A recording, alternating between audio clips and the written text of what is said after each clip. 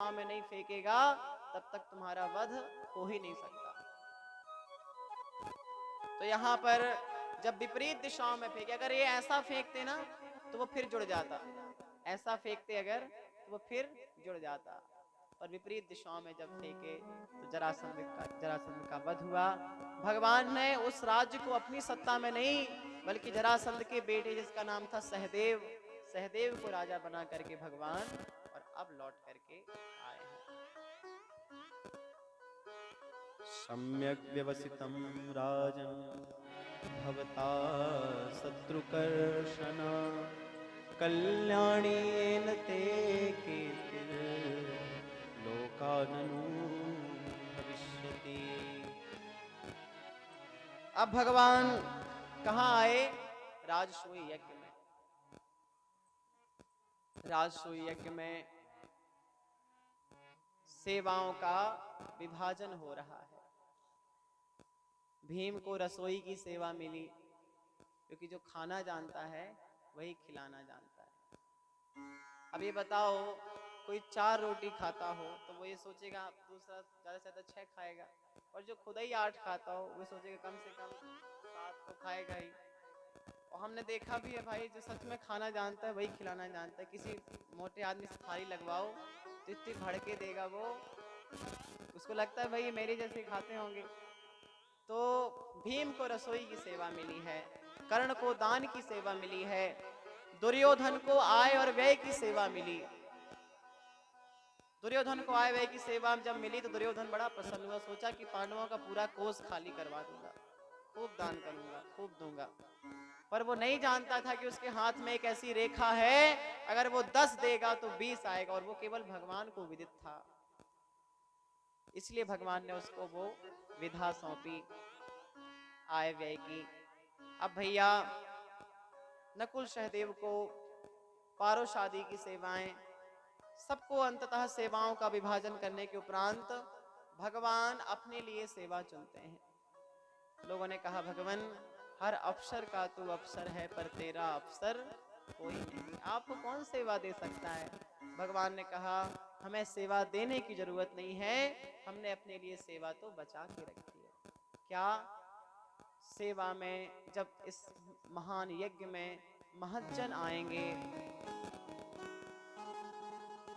जो समदर्शी निरपेक्ष शांता हुई निर्वैर बने हरिकांता, जो शत्रु मित्र को एक समान दृष्टि से देखते हैं, सम्मान अपमान को समान भाव से स्वीकार लेते हैं,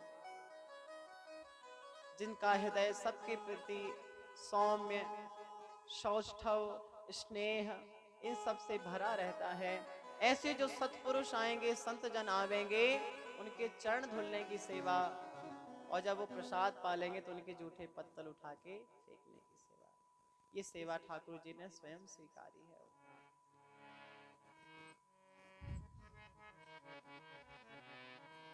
अब भैया भगवान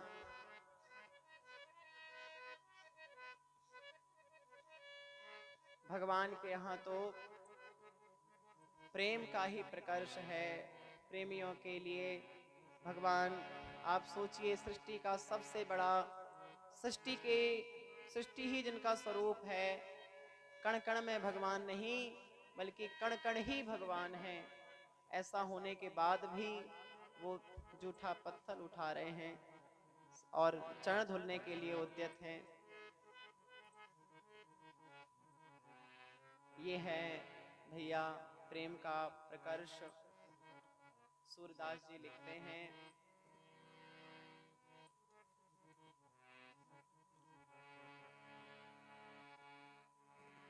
भगवान के दरबार में यही दरबार दीन को आदर रीति सदा चली आई। ठाकुर जी प्रेम सगाई को सबसे ज्यादा महत्व देते हैं, सबसे ऊंची प्रेम सगाई, उससे ऊंचा कुछ भी नहीं। सबके स्वामी यहाँ सेवक बनने के लिए संलग्न है। ऐसे भगवान सबसे ऊंची प्रेम सगाई, सबसे ऊंची प्रेम सगाई, सबसे ऊंची प्रेम सगाई, सबसे ऊंची प्रेम सगाई। दुर्योधन के मेवा त्यागे, दुर्योधन के मेवा त्यागी, दुर्योधन के मेवा त्यागे, दुर्योधन के मेवा त्यागी, शाग विदुर धर खाई,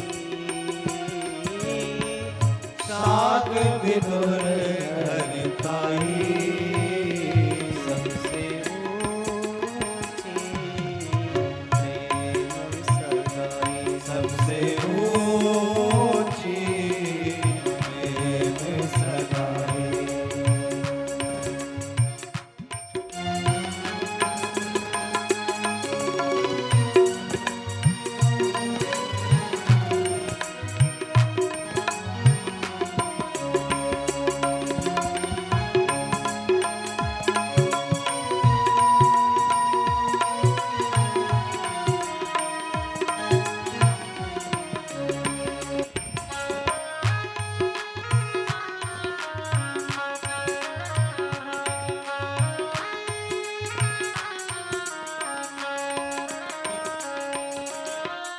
जूठे फल सब री के छाठे, झूठे फल सब